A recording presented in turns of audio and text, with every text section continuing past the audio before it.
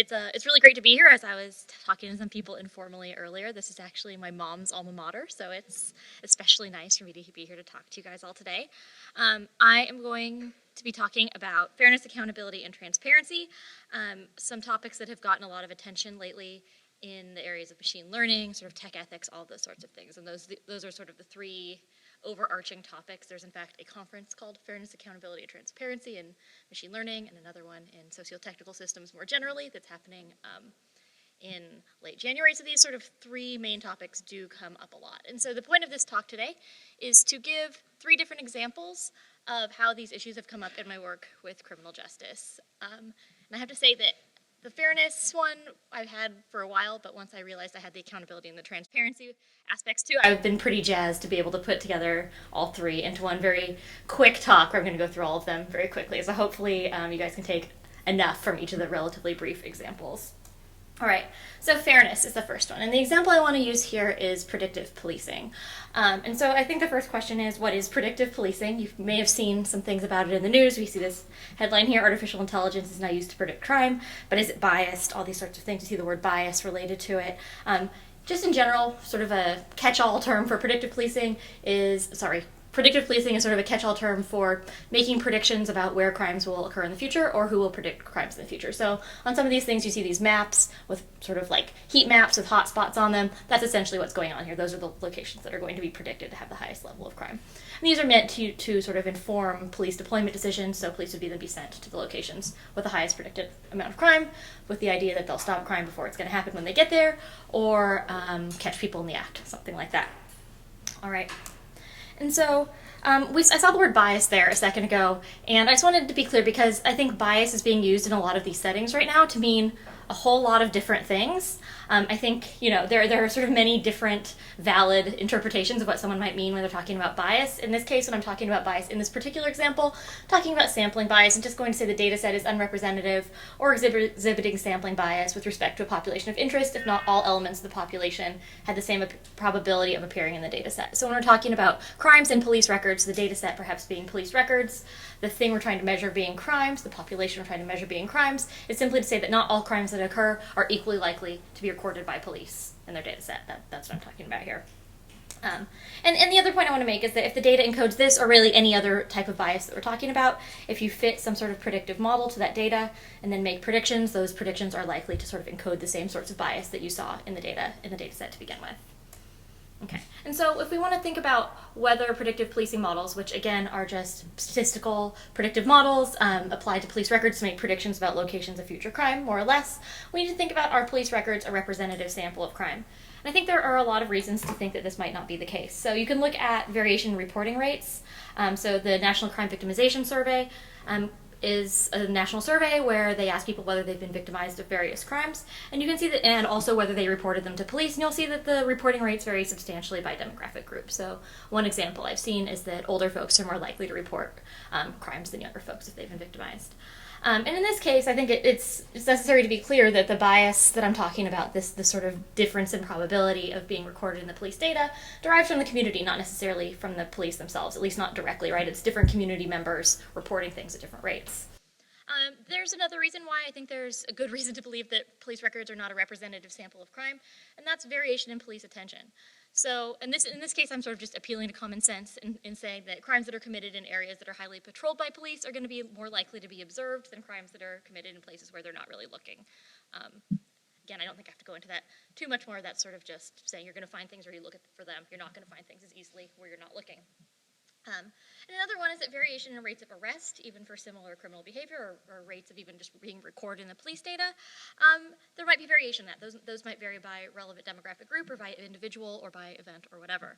And so one example of that is that while white and black populations use marijuana at similar rates, blacks are arrested for marijuana possession at a rate that is several times that of whites. So again, if we were going to consider the crime, I know in California this is different now, but if we were going to consider the crime being marijuana use, then events of those type that were committed by black people would be more likely to be recorded in the police data than those by white people. Again, sort of speaking to this sort of differential rate of being reported in the data. All right, and so what we wanted to do was apply a real-life predictive policing algorithm to real-life police data and see what would happen in that case. And so We wanted to do that in a particular context of a local context. We found this data set online. It was provided by OpenOakland.org, which is an organization that is sort of compiling these various government-related or sort of local-related data sets, doing a lot of pre-processing on them. We can just look at a certain type of crime in this case. So in this case, we have the locations of drug crime reports in 2010 in Oakland. So we're going to be looking at drug crimes in particular in Oakland. And the red squares are the locations where we had a lot of reports. And I want to be clear here, report doesn't necessarily mean people calling in to report, it's just a report was made. So a line in the data was made. It could be that the police found it, it could be that somebody actually reported it to them. And we can see that there are a couple of locations that really stand out. In this case, there's the one that's very bright red. I think that one's fairly obvious. That's in West Oakland. And I hope you guys can all see this. It seems a little bit dim on the screen here, but there's also an area sort of right down along here, if like my arm's sort of going like around here where it's pink, where you can see that there are also sort of a lot of data collected about drug crimes in Oakland. And so what we did was we wanted to compare this to where we think people are probably using drugs in Oakland. And so we took a public health survey and combined it with high resolution census data to make an estimate of what are the locations that we think that people are probably likely using drugs. And I should mention that the area that's cut out up in the top, Piedmont, that's just sort of an administrative artifact that we're just not making any estimates for that location. It's not to say that nothing is going on up there. And what we found doing that was consistent with what's been reported, which is that people are using drugs at fairly consistent rates across various demographic groups that you might be interested in. All right, and so to sort of hammer back home the point that I was talking about sampling bias, we would say if we think these are where the drug crimes are occurring, on the right, on the left is where they're being reported, then that data set would exhibit sampling bias because the ones that are reported in those areas that are bright red or bright pink are more likely to appear than the ones that are occurring other places, yeah.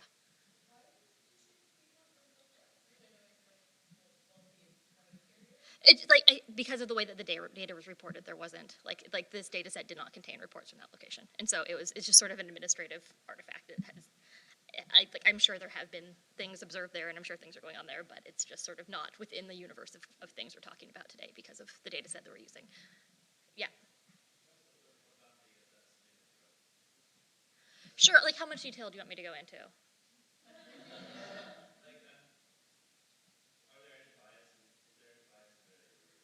Certainly, yeah. I mean, I think, this is a, well, I wish I had so I don't have the citation there on this slide, unfortunately. I've sort of culled my slides down to fit more things in here. But this was it's a data set that's taken from the perspective of public health information. And so certainly people could lie about whether they're using drugs, and so it could also have some sort of bias. At the very least, it's a different perspective on where drug use is taking place, and also perspective where I think people are less likely to try to hide it in the sense of like if you're being asked for public health reasons about those sorts of things, or you're trying to get that information for that purpose, as opposed to the policing context where you might actually get in trouble. And so certainly I don't think any of these data sets are perfect, and I think that's a really good point. But this is sort of what we think is likely to be more representative. But even then, even if the data set itself were perfect, we're still making an extrapolation based on sort of the local demographics based on this high resolution census data. And so this isn't really exactly where people are using drugs. It's more like which places have like the demographic profiles of places where, based on public health information, we think drug use is likely taking place. It's probably not quite as smooth. That would be my guess. But in any case, I think, having spoken with some people who've studied similar problems in this particular area, they think that that's probably at least more realistic than the one where it's only really taking place in a couple of places. And so, again, it's sort of a different lens on the problem, a different data set to give us a different view, probably has some sort of different type of bias, also not perfect. Okay, and so I think another useful way to think about this problem, again, sort of thinking about which groups are overrepresented in that data. I don't actually have the sort of demographic profile of the arrest records themselves. We can look at the sort of demographic profile of the places where those crimes are recorded, right? And so this image here I just took from the Weldon Cooper Center. They have this website where they have these dot maps of the whole United States. You can zoom in. They're actually really cool. This is from 2010. The other data on the left is from 2010, so that's a pretty good match here. And the green dots represent black individual, blue is white, red is Asian, and orange is Hispanic. And so I've tried to sort of line up, there's a line and a circle on each of those figures, and the circle corresponds to sort of the place where I think there's a lot more sample, the records, there's a lot more enforcement of drug laws in the circle and along the line. And so again, I think this is a useful way to think about that sort of sampling bias, which communities, which types of neighborhoods are the ones that are being impacted by the sort of over-policing that we're seeing in the data. And so the question then is, what happens if we apply a real predictive policing algorithm to that data set in 2010 to make a prediction for each day in 2011 of where drug crimes will be occurring and then send police officers to those locations, right? That's sort of the whole game here to some extent. And I should mention that the particular algorithm that I'm using here is often touted as race neutral because it doesn't actually include any information about race or anything like that. All it has is information about the times and locations of past data. So it just takes the times and locations of all the records that have been put in the past and then uses those to make a prediction. So for that reason, it's often described as race neutral. And so hopefully this will play. There we go. Okay, so for each day in 2011, I ran the algorithm on the previous year's data, and then I highlight the top 20 locations that were predicted. And this is similar to what was done in an example where the people who were selling the software did a similar example. They picked the top 20 locations. It was down in LA, and sent police to those locations. All right, and so I'll sort of let this go for a second. Each of the dots is where in the historical data a drug crime was actually recorded on those dates. So the red squares are where the police would be sent according to the model. The black dots are where drug crimes are found. And I think it's fairly striking that despite the fact that the model does not contain any information about race or anything like that, it is sending the police back to those exact same locations, and there is sort of this disparate racial impact. So for example, on the right, we can see if we were to look at the percent who would receive targeted policing based on this sort of algorithm, black people would receive it at about twice the rate of white people, despite the fact that, again, when we're looking at this from a different perspective, so this public health perspective, we think that there probably isn't much variation in drug use. Black dot is where a drug crime was actually recorded historically. Okay. And so what we see is that using this model to make those predictions and to allocate police is in some way propagating or perpetuating the sort of biases of the past. Then this leaves us with the next question. So in that case, I have sort of those black dots are the locations where crime was actually observed in the past, all right? And I haven't assumed that anything changed based on these deployments, because this wasn't actually being done in 2010. This was just a demonstration of what would have happened if this had happened. So the question then is, but what if police find a little bit more crime than they would have otherwise when they go to those predicted locations? We're talking about something like drug crime. I think it's reasonable to assume that the harder that you look, probably the more you're going to find, right? And so we did this again, and in this case, it's a little bit hard to see what's different in the movie, but in this case, this is a simulation now, so we're going to sort of deviate from the historical data exactly, but we're going to say each time that the police go to one of those highlighted locations, we're going to assume they find about 20% more than what they found historically. So we take what was in the data historically and more or less add 20%. It's a little bit more complicated than that, but we just add a little bit extra and say, okay, if they were actually deployed in this way, we think they would find a little bit more. The 20% is totally arbitrary, but I thought it was a fairly small amount, and it's sort of just for demonstrative purposes. And so what you see in the movie is, again, the same thing. We see that the police are sent back over and over and over to those same exact locations, and you don't really see anything that different in the movie. But what we see when we sort of dig into the guts of the model on the right is that the model becomes a lot more certain that those are the right locations. So the sort of relatively flat line on the bottom there on the figure on the right shows the ratio of the model's predictions for the targeted squares to the non-targeted squares. So how much more likely does the model think it is to find crimes in the targeted versus the non-targeted squares? The black line is what happens when we add in those 20% extra, right? So because at each time we're adding in just a little bit more, we end up creating this feedback loop where the police are going to those locations, they're finding a little bit more, that gets plugged in on subsequent days, and then the model becomes more and more certain, like these are the right locations, this is the sort of thing we need to be doing. All right, so that concludes my first fairly short example, but what does this have to do with fairness? And I think there's a few things. One, we should be very cognizant of how models that are actually impacting real people behave with respect to things like racial disparities, make sure they're behaving fairly. But I think another really important takeaway here is that even models that omit sensitive variables, like in this case race, they're not necessarily neutral. In this case, the data that was allowed was very highly correlated with the sort of racial composition of the locations that had been policed, and so even without explicitly incorporating that information, we still see this sort of racial impact. And so it's not as easy as just omitting a variable from a model that you're doing and thinking that you're making something that's neutral with respect to that variable. You have to take a lot of pains and really think very carefully about what the impacts of the model are going to be. All right. And the second example I want to talk to you about has to do with accountability. I want to check my time here. All right, great. And this is a recent example. So this paper that I just talked about has been out since like 2016. So that's a little bit older. Now I'm going to get into sort of newer things that I've just put out in the last year. All right, so this has to do with accountability. And what we're going to look at is the effect of overbooking on a risk assessment tool here in San Francisco. All right, so what is risk assessment? I use this figure because this is, at this point, almost required for anybody who's talking about fairness and bias in machine learning and risk assessment. But I mean, it's a little bit of a more complicated story than this. But risk assessment are essentially models that are used to make predictions, typically about whether someone will be rearrested, whether they'll fail to appear for court, whether they'll be rearrested for a particular type of offense, maybe a violent offense, those sorts of things. And these models are then used to make determinations, or to make recommendations rather, in some cases determinations, but recommendations much, much more often about how that person should be treated. So for example, whether they should be released pre-trial, what sort of pre-trial level of supervision they should get. So once they've been arrested, should we just let them go without any conditions? Should they have to report in to an officer, a probation officer every so often, things like that. They also inform things like sentencing and things like parole. So these things are used all over the place in the criminal justice system. And so this thing that I'm showing here that I said is almost obligatory at this case. This was one paper that discovered that a particular model in a particular location was making predictions where the false positive rates differed by race. So the false positive rate for Black people was much different than it was for white people. That's actually not what I'm here to talk about, but just to sort of set the stage, that's sort of like the political landscape that this lives in. This sort of risk assessment thing is politically contentious, but also often part of fairly liberal reform packages that are meant to do things like get rid of bail. So it's a very complicated landscape, is all I'm trying to say here. And so another word I just said a second ago, now that we know what risk assessment is, again, just as a reminder, statistical models, machine learning models, predictive models that make predictions about future outcomes for people who've been arrested. Overbooking. So this is essentially just booking an arrested person on charges that are too high. So how you define what too high is, that's a little bit complicated, and I'm going to talk about that in a few minutes more, but just sort of have the idea that when the police officer arrests a person, if they write down charges that are too high, we'd consider that overbooking.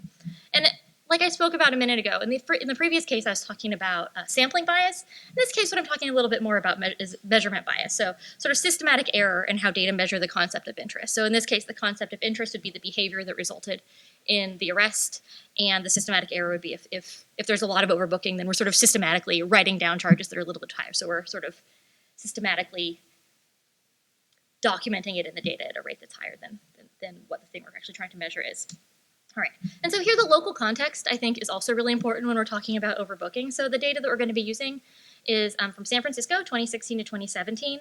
And there was a recent report that took a bunch of cases through the San Francisco Public Defender's Office and concluded that people of color received more serious charges at the initial booking stage. So these booking charges would be more serious, reflecting decisions made by officers at the San Francisco Police Department.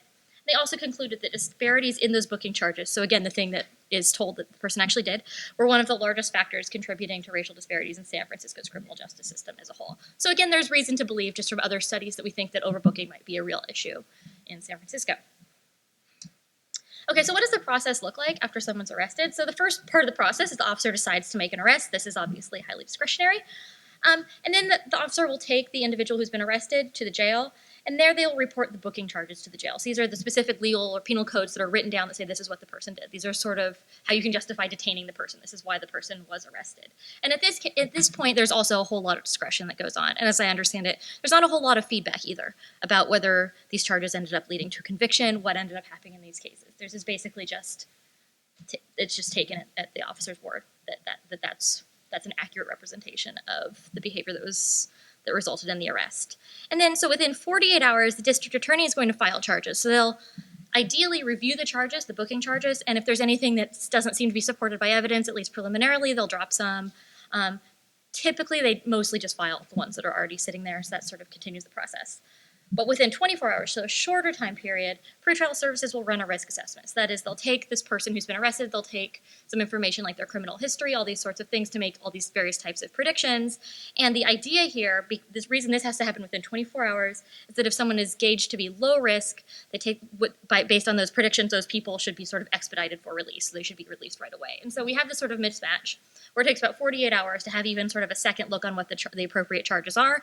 But within 24 hours, we want to have the risk assessment run and process and release the low-risk people. And so what ends up happening, at least in this case, or at least in cases where they use charge-based information to make these risk determinations, is the booking charges, these sort of unvetted charges, are what ends up getting used, not even the ones that have been sort of had a second look. All right, and so the model that was being used during the time period that we were looking at is the Arnold PSA. This is a really popular model these days. It's being used all over the country. And this is a risk assessment tool that helps judges make decisions about pretrial release. So this is at the pretrial stage by combining estimates of the risk of bad outcomes. So bad outcomes I'll define in a second, with charge-based overrides to arrive at a recommendation for pretrial supervision. So those are, and I'll go into a second what those recommendations might be. And I'm going to go through how this model works. I didn't develop this. This is just sort of my description of how it works based on the information I have. But it's fairly complicated. So I'll give the quick rundown now, and then I'll go in a little bit more depth because it is fairly complicated. So in step one, they're going to calculate these empirical estimates of risk. So of the bad outcomes, here the bad outcomes are if you release this person, they won't show up for their court dates. That's FTA, failure to appear. If you release this person, they will engage in new criminal activity. That's going to be labeled NCA. That basically means they will be rearrested. Or they will engage in new violent activity, NVCA. That's be rearrested for a crime that is labeled as violent. So these things here, this step one, these are all sort of empirical things. These are things where someone has actually fitted a statistical model to make empirical predictions about these sorts of bad outcomes. In step two, they look for charge-based exclusions. So this means they look at the booking charges and say, if your charge was on was on this particular list, then we're automatically going to say that you shouldn't go free. That's how this goes. And it's a little bit more complicated than that. It also has to do with whether you're predicted to commit a new violent offense. In step three, they're going to make an initial recommendation based on all the things we've seen so far. And in step four, they're going to look for increases. They're going to say, okay, if your charge was on any of these other lists, then we're going to bump you up by one. And so I'm going to go into that in a little bit more depth right now because it's super confusing and it's somewhat important to understand, but just a second. All right, so when the person's arrested, we have all this input data about them. We have their criminal history, we have some demographic information, and we have their booking charges. Those all get pushed through a statistical model that's been fit in the past that comes up with empirical correlations with these bad outcomes to make empirical risk estimates of their risk of failure to appear, their risk of being rearrested, NCA, and their risk of being rearrested for a violent offense, NVCA. All right, and this is what that step looks like. So they have all these point scores, for example, and this comes from Arnold's portal where they explain how this is done. So we have all these things, if you guys can see them. Each sort of element of someone's criminal history is assigned amount of points. So if you have a pending charge at the time of offense, then you get 1 extra point, et cetera, et cetera, et cetera. You add up the points, and these define your empirical risk estimates. So your estimate of failure to appear, rearrest, or violent rearrest.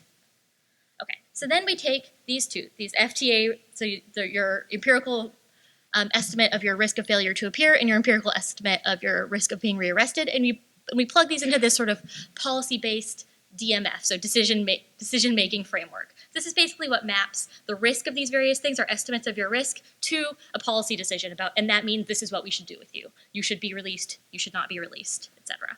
So that I'm going to call your initial recommendation. And so here's an example of what that looks like. If you're predicted to be a 2 for failure to appear and a 4 for rearrest, you would end up in that yellow square right there, which is the second highest level of supervision. I believe that's something like you have to call in every other week. If you were a 6 and a 6, you would be red, and your recommendation is do not release this person. Okay, so you can see how these sort of map together into mapping empirical estimates of risk into a policy of this is what we should do.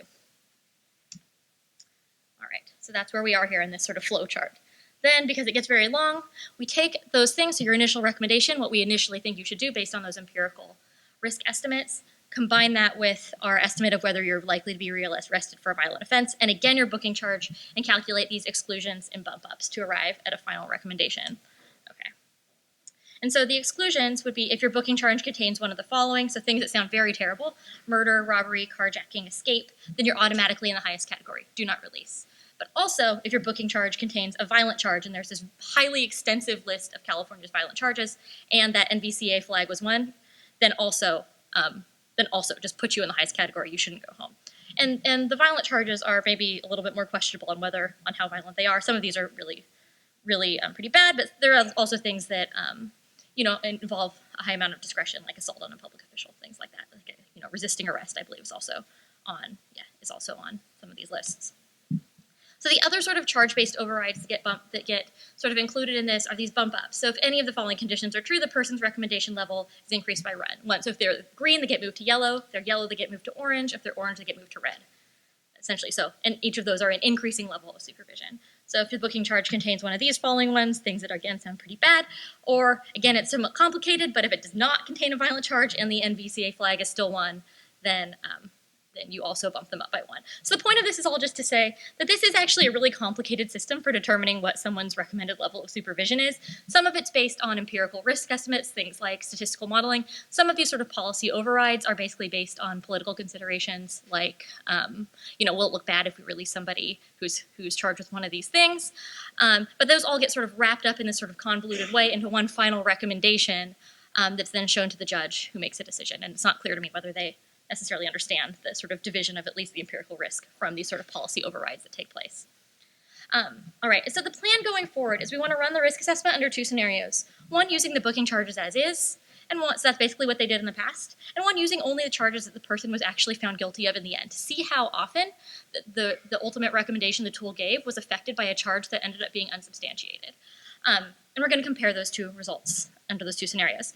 And I want to take a moment to pause here that this implicitly assumes that the charge that the person was convicted of represents some sort of like fair ground truth or some sort of fair measure of what they actually did, and that is for a variety of reasons not necessarily true. So sort of on the one end of the spectrum, it might sound a little bit disingenuous to say that a charge is unsubstantiated if we have a case where the defense is just barely able to establish some sort of reasonable doubt, and the person isn't convicted and they actually did it, right? That's a possibility. On the other end of the spectrum, we have things where if someone is actually detained pre-trial, they're much more likely to take a plea deal to something that they actually didn't do.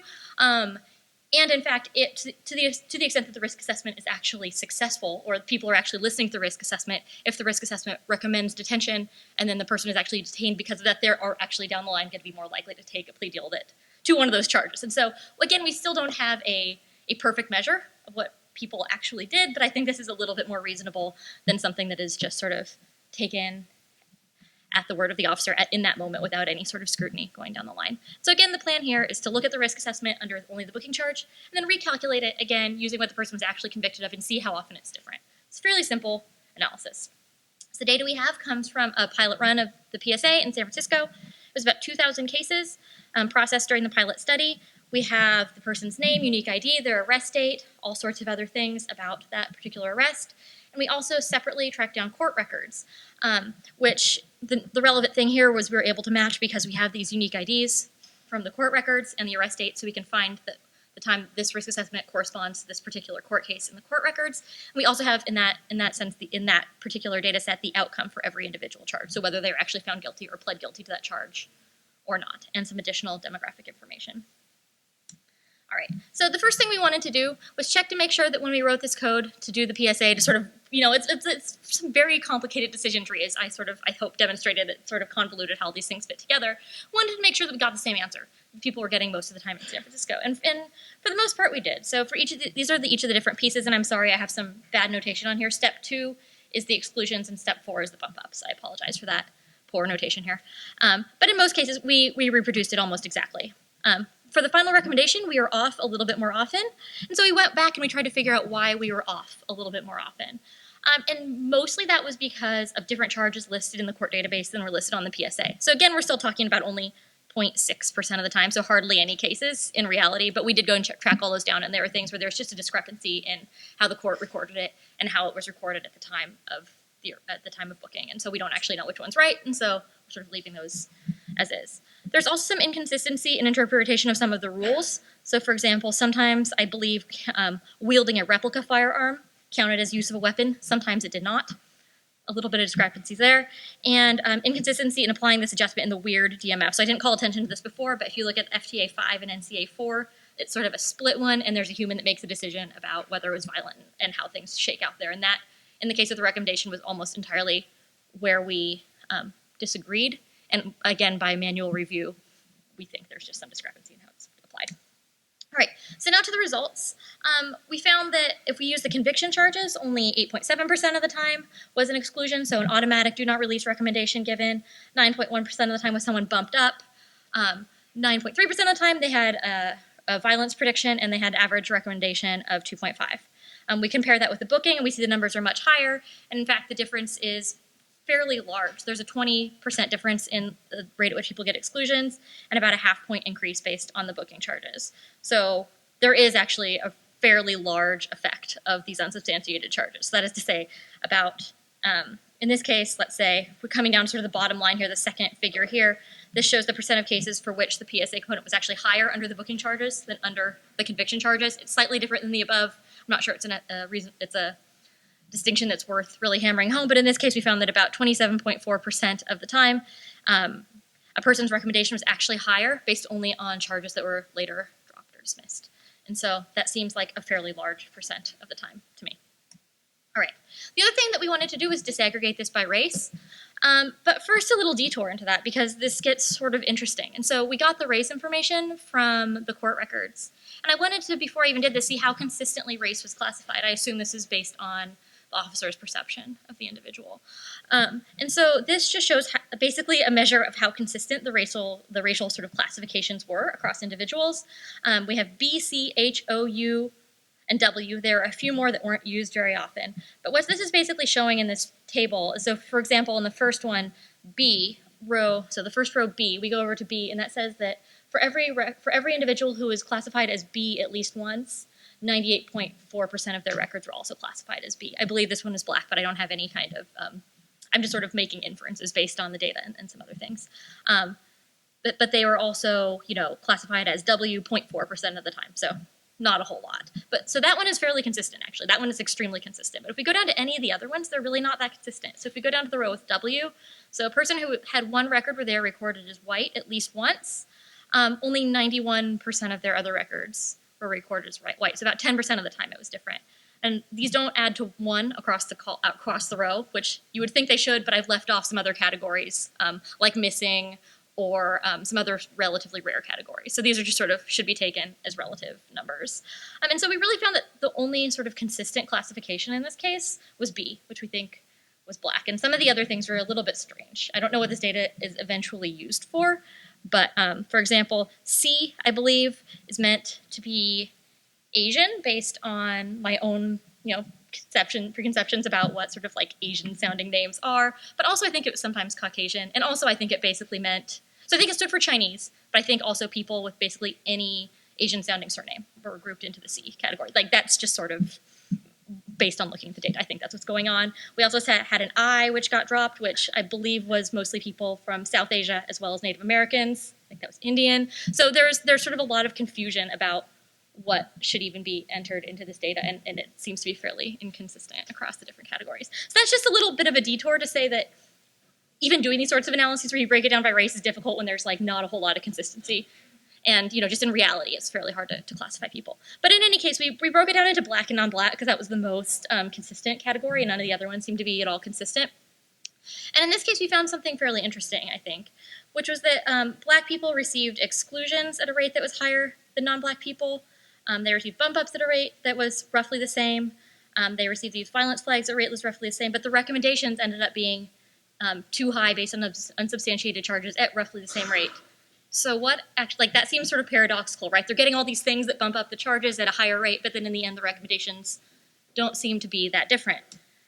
And so what is going on here is that initial recommendation, where they start, is actually on average higher. So this is the recommendation, that initial recommendation broken down by race.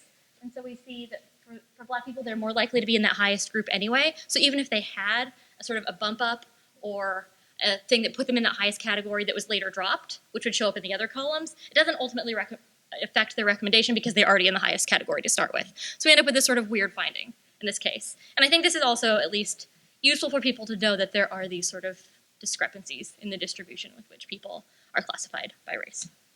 All right, so what does this have to do with accountability? This is sort of a long detour into risk assessment. I think, the use of these unvetted charges in models opens up the door for gaming of the system. So in situations in which there's a lot of discretion or there's wiggle room about which is the appropriate charge, I think one could elect the higher charge to induce a higher recommended level of supervision, and then down the line, if that is causal, induce sort of taking a higher charges that they're in a plea deal.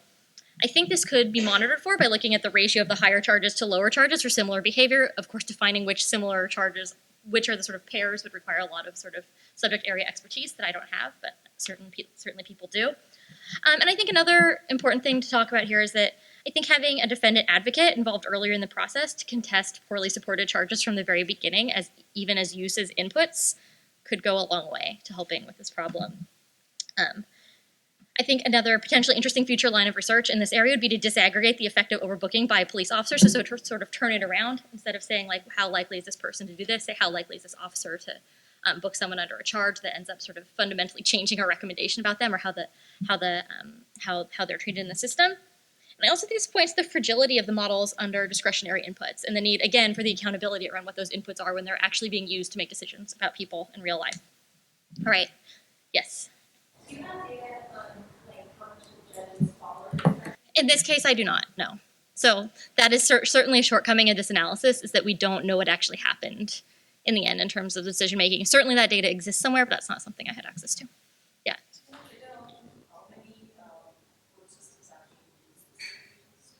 This particular one? No, like any similar one. I mean, all over the place. I think this one is used in at least like 40 places, but they're used like all over the place. It's really pretty common. Yeah. Mm-mm.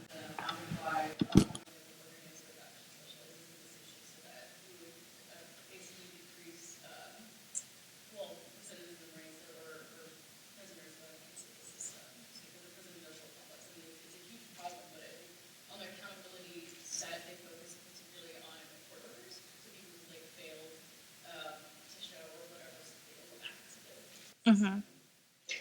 Yeah, I haven't heard of that particular company, but so I mean, I'm not necessarily sure we need to work with a startup to get this data. This data is like, you know, I think the city does have this information. It's just a matter of having the right connections to get it. Any case, so the final one is transparency, and this one's going to be really brief because I only have a few minutes left, but I think this one's also important. If you are taking questions throughout, you can totally go over. So you have 10 more minutes.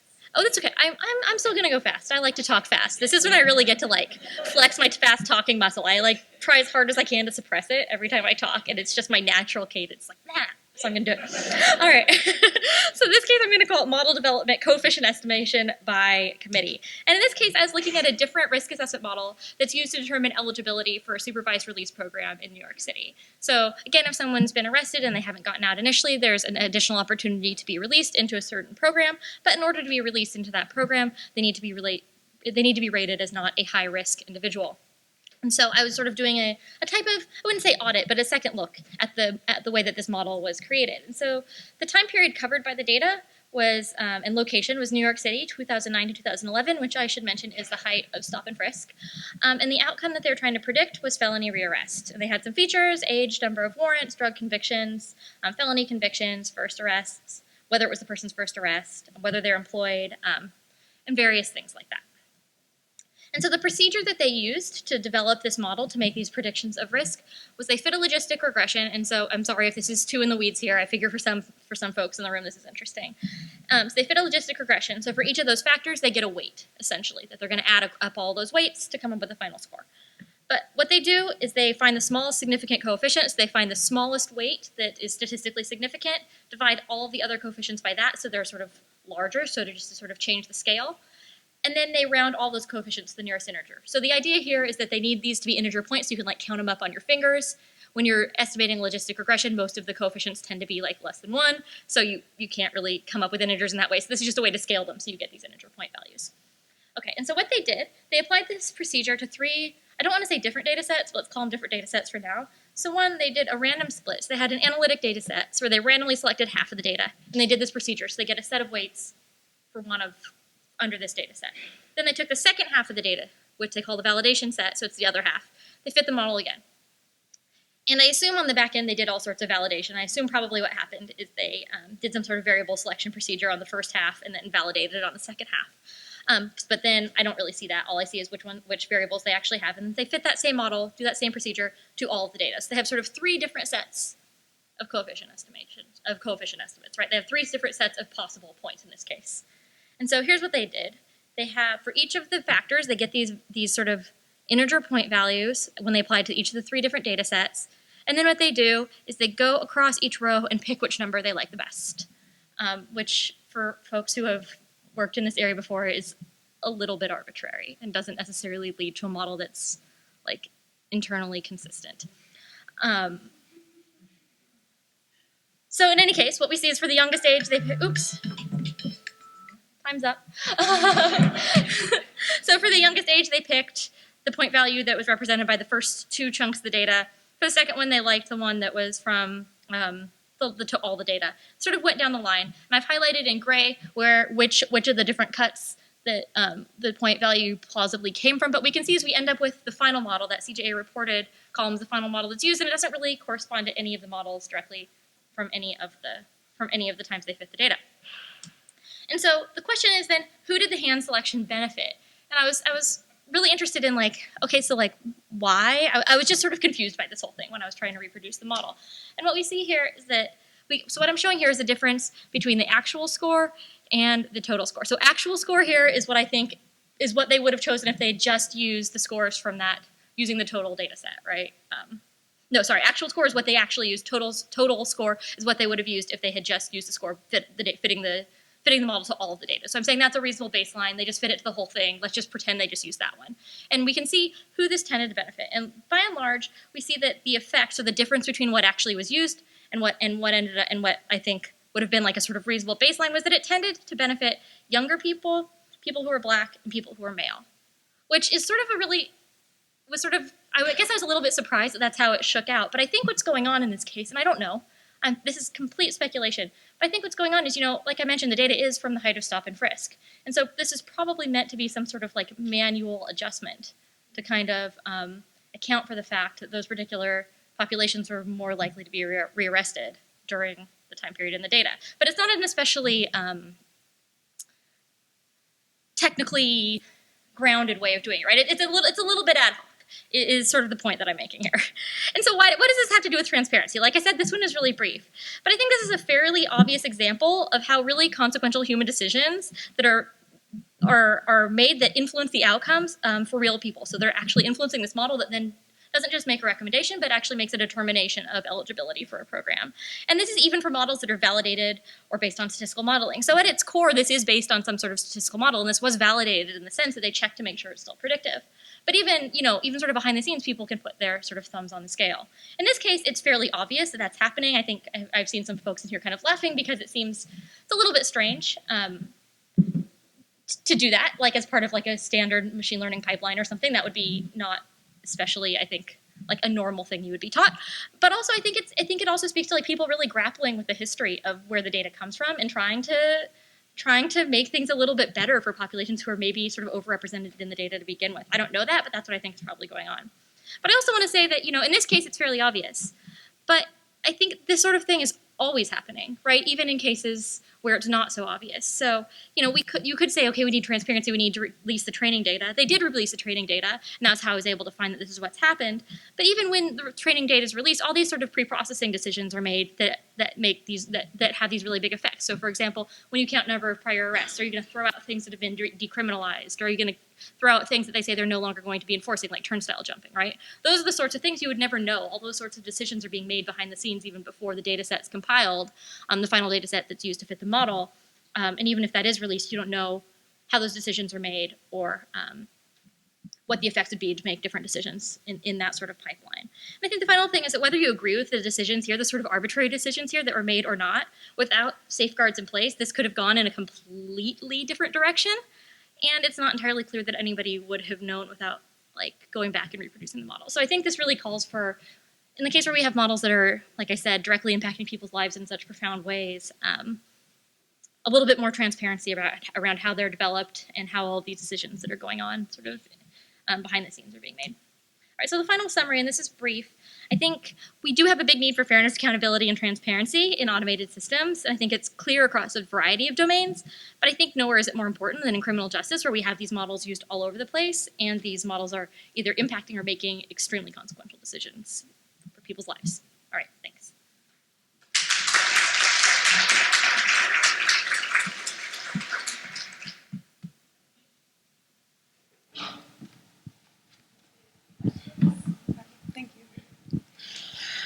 Hi, thank you for that. For a very short, stressful period of time, I was actually a dispatcher in Cleveland. So I just have a couple of questions about the way that the data is collected. Mm-hmm. So During my experience there, because I also have a lot of cops in my family and detectives too, there are people who will regularly repeat call on people that they have some sort of bias against already, whether it's rivals, whatever. Additionally, we would often have people that were, like you were talking about, elderly, often calling in about crime more often. We would put it out as WWB, walking while black. Yeah. Because someone would be walking down the street in a primarily white area and people would be uncomfortable, but because it was called in, we would have to respond. Right. And then when we would go on those calls, which were completely arbitrary, we would find that there was some open warrant against them in another city or something like that, and they would be taken in even though there was nothing happening at that time. How do you deal with those types of situations as it relates to the data that was actually used in these types of surveys? And the second question is, when you're actually looking at data sets like these, there's always outliers, but oftentimes the outliers are just kind of tossed aside as if they are not as important as the data that we're actually looking for. Mm-hmm. And I'm curious if within the outliers you found any patterns that could also help give clues as to how the data may be changing or how the data is maybe being looked at in a way that's not as effective as maybe it could be if those outliers were also included in the data set as a separate entity in some way. Does that make sense? I think so. Yeah, so I mean, there's a couple questions there. And after this, I have one more slide that I forgot to get to. So after your question, I'm going to do one more slide. So I apologize for the sort of interruption here. But the first thing is, I think your sort of context-specific information is so important for anybody doing some sort of data analysis. And I think the sorts of things you're describing are going to change from place to place when you're using like how those different sorts of cases that you've described where it seems really kind of discriminatory or really kind of terrible, how those end up being encoded in the data. That's going to vary from place to place. So I think what you said, I don't have an answer for you, but what I do have is I guess an acknowledgement that the sort of information you have from your experience and from other people who've actually worked in this area is so vitally important to doing any sort of analysis that I think, before you get into the weeds, it's really important to understand those kinds of things. In each of these cases, I was working with folks who are sort of embedded in the criminal justice system, and so I don't have information directly from folks who had your particular role, but for example, I was working with a public defender, and that's typically who I work with in these cases to try to understand what those sorts of, maybe weirdnesses isn't quite the right word, but those sorts of cases in the data that would be really concerning are, unfortunately, I think it's often hard to spot them exactly, like at least in the data as we have it. Like when it gets recorded, like we can know that those things are a big problem, but it's often hard to like figure out why was this person even, like why was it even called in? And that's a problem that affects doing this sort of analysis of the systems that have been designed, but it also plagues people who are designing the systems, right? I think they would probably also very much like to have that information, and I think often it's not included in the sorts of data sets that that are available for these sorts of things. What was the second question? Remind me. The outliers. How are patterns within them? I didn't drop any outliers in this case. Okay. But I think it's also kind of speaking to your first point in some ways, that there are these things that are just sort of maybe different or weird or undesirable that might get dropped. And again, like in most of these cases, so in the last case, I was using the data set that had already been compiled by the folks who built the tool. I don't really know how all of those pre-processing decisions were made, and I don't know how things will change. In the other cases, I mean, I guess there is some sort of room for some sort of weird outliers and who's convicted of what, but I also don't have a whole lot of information about that. But again, I think it's really important. Thank you. And so I wanted to also say thank you. Sorry, I'll take another question in a second. But, oh no, that's okay. I got excited, thought it was a question. I want to say thank you to my collaborators. There are 3 different projects here. The first one's William Isaac, who was a graduate student at Minnesota State before this happened. Michigan State, I'm sorry. I always confuse those 2 M states. It's so embarrassing. I got that one wrong. Sorry, William, if you're out there. that was a problem. And the other person you might recognize, because he recently won a big election in your city here, is Chase Boudin, who's going to be your new district attorney starting fairly soon. So he was my collaborator on the Overbooking project. And also Megan Price and Tarek Shah, who are my colleagues at the Human Rights Data Analysis Group. So again, it would be terrible for me to conclude that talk without thanking all of my collaborators. So thanks. Yeah. Thank you so much for talking with us today. I was really interested in how in that first fairness aspect, we looked at public health data versus who's doing drugs versus where are crimes getting reported around drugs. Is there a statistical way to figure out like actual criminal history versus what people are brought in for? Because when we're looking at how criminal history influences their current case in the justice system, it's not actual criminal history, it's just how many times they've been arrested before. Is there a way that statisticians are looking at this? So, that's a great question. And that is something people are looking at, but I don't think there's an especially exhaustive way to look at it. So I've been involved in people who are designing new risk assessment or sort of panels that are trying to design new risk assessment tools. And one of the things we hear a lot is, you shouldn't include prior arrests for things that are, over enforced in a highly discretionary way. So one things I mentioned was turnstile jumping. Another one was marijuana possession, things like that. Things that we do think there's probably a lot of bias in how those arrests took place, entirely dropping them, not only for the populations we think that most affected, but just for everybody across the board. Just drop all the sorts of things where we think there's likely a lot of bias. So that is one way that I think people are handling it. I don't think it's entirely satisfying, but I think it might be helpful. Yeah, go ahead. Oh, over here. Have you made any considerations in how, in the age of like Ring doorbell and facial recognition, how these same systems are going to play out? Remove the individual officer from making the initial charge. Well, they'll still be a part of it, but it'll be like the algorithm in the system that's going to pinpoint the person, essentially. Yeah, so those are some things I'm starting to think about, but I don't have anything an idea that's well formed enough to say anything satisfying beyond that it's terrifying to me. But that's about all I got on that one. Sorry. Same. Hi. Okay. Thank you. Thank you for the talk. I was wanting to ask about what you mentioned around transparency, where you said, open source or even training data is not sufficient. There are a lot of pre-processing decisions that are happening. There could be design decisions in the pipeline that are happening on which features to prioritize and so forth. Would you have any recommendations for engineers working on these pipeline, preparing the data to say how they could sort of make that process a little bit more transparent? So the best idea I have along these lines, at least in this context, is including people who are going to be impacted by the tool directly in the process at that point, because they're going to bring so much like color and context to all of those decisions along the way. Look, I don't think there's any way to really document every decision that's ever made, everything you ever considered or ever tried. I mean, there's just so much that you do when you're sort of fiddling with the data, right? But I think having folks who understand what some of the problems are going to be and can give you the sort of context, well, this looks an awful lot like something where someone just got called in for walking down the street, right? I think all along the way is probably the best we're going to get. And there are some folks who are working on sort of panels that sort of community members who give, excuse me, sorry. Who give input in the sort of development of these sorts of tools, and I think that's probably the best we're going to get. Because, like I said, I think from the point of view of the engineer, it would be nice to be able to document all that stuff, but I don't see how it's possible to document every possible query you could ever draw from the database, all the sort of revisions you do as you come up with things.